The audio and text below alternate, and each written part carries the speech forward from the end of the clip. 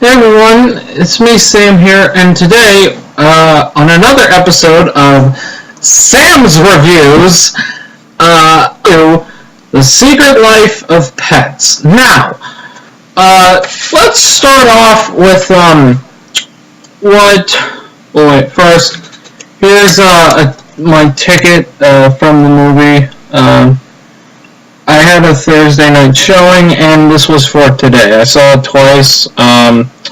But anyways, now, to start things off, let's talk about what I thought beforehand. Now, beforehand, I thought that it was, it looked like a very interesting film. I thought it would be like how,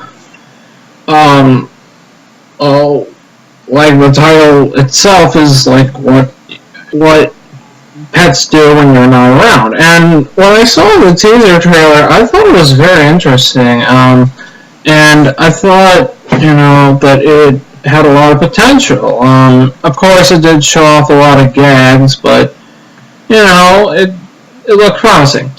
And then, after a few more trailers, my interests got a bit lower. It started to get a bit more lower. Hold on.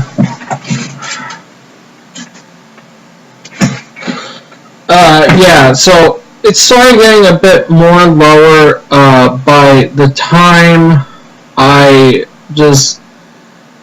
my interest was was just not very high, but then I saw the film and I thought it was pretty good, though I have a lot of problems with it. And upon second viewing, it's not as good as the first one. Now, before I talk about the film, let's talk about the plot. Now, basically, it's, obviously, like I said before, it's showing you what pets do when their owners are not around. But I'm going to focus on specifically two of them. The first one is Max. He is voiced by Louis C.K. and he lives with this woman named Katie. Now they have been friends for quite some time until one day Katie decides to get a bigger dog until she adopts Duke, this huge dog, and then they don't get along at first, but the next day Max and Duke get into some shenanigans and then eventually get themselves lost in New York. And now Max's friends, a cat, a bird, another bird, two dogs, and an old dog, another dog. So basically all of them go out to find Max while him and Duke are trying to get back home. And, there's various other characters that come along the way, including a bunny, voiced by Kevin Hart, who's the animal rebels who despise humans, and they just go into wacky shenanigans at the zoo. Okay, so now I got the premise out of the way, let's talk about what I found bad about this movie. And I have quite a lot to talk about. And if you're wondering why I'm talking about the bad before the good, the reason is because I have a lot of issues with this movie. The first problem with this movie that I have with is that it doesn't quite live up to its premise. Now, the premise, I've already stated this before, is about pets when their owners are not around. Now, this has quite a lot of potential for at least some sort of entertainment, or for a movie, but it only does that in the beginning and the end. There are maybe like one or two moments when something like that, when the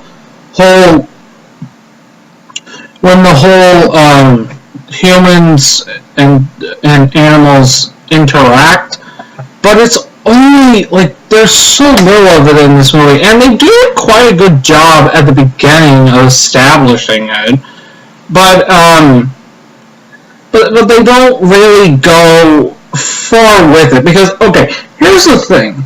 Toy Story, that was kind of like, well, I mean, before it was the Brave Little Toasters, but Toy Story was pretty much the founding father of these kind of films, where it's like, when humans are away, something else, certain things have a life of their own. And it's, it has so much potential, but they never really do much with it. I mean, they do like little things here and there, but for the most part, it's just all about finding Max or just going home, with Max's friends and Max himself, respectively. But that's really it. And it's such a shame, because they don't do much with it, and that's kind of a problem with it, is that it's kind of false advertising out of like the millions of advertising that you'll see of this movie. I didn't think the pacing of this movie was very well done. It's very clunky at times, and it goes so fast. It's so fast paced that you never really have a moment to sink in. You never really feel anything for these characters. The characters don't have a lot of motivation or even much of a character. They're just very one note, very... Going back to Toy Story again, even though, it was a simple premise, it had characterization to it. It had characters that you felt for. You had characters that were very understanding of one another. They were very well thought out, and they had character in them. But this one doesn't really have much of that. It has just one thing and another, and that's it.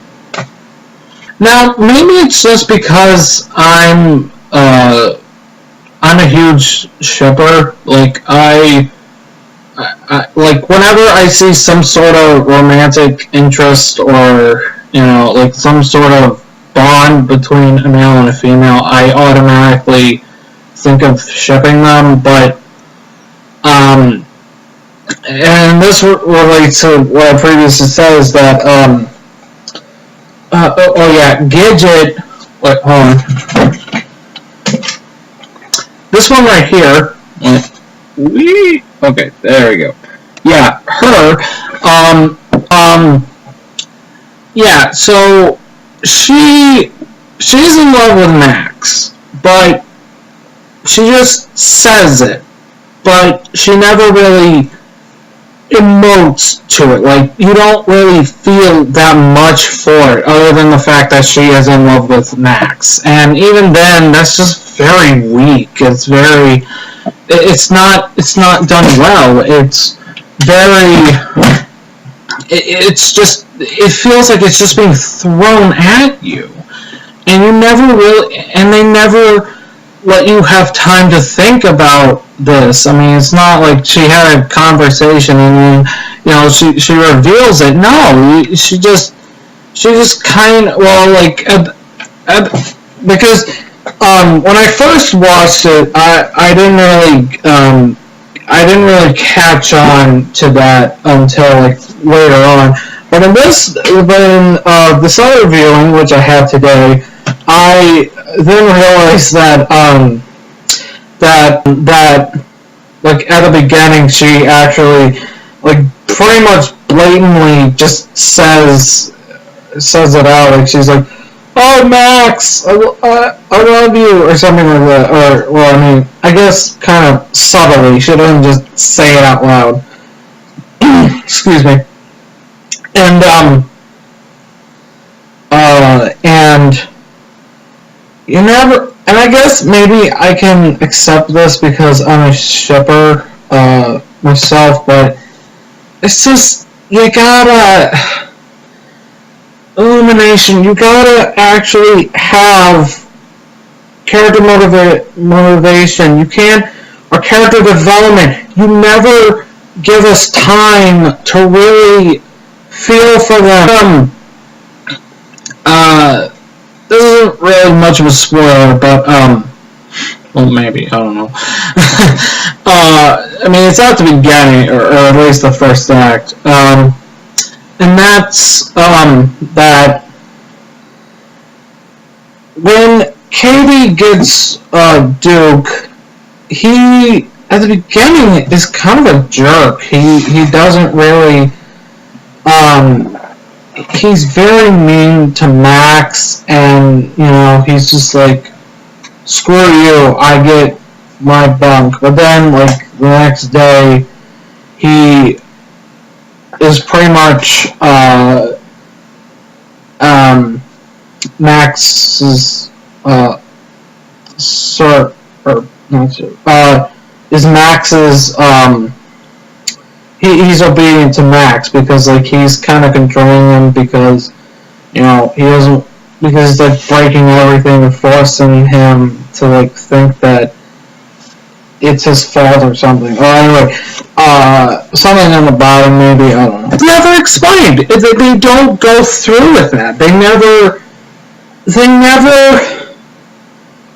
and that's another thing, is that they never really establish much conflict with Duke and Max. I mean, there is at the beginning, but even then, like, once they're with the bunny, it just kind of falls apart after that, and it's just, oh, they're buddies now, and you're given no reason why they are buddies, other than the fact that, like, you know, they gotta go back home, and, you know, this is exactly what I'm saying. You don't give your characters development, and therefore it's hard to get invested into what they're doing because you never allow us to really get interested in what they're doing. I mean, I want to see them get home, but you're not giving us that much motivation.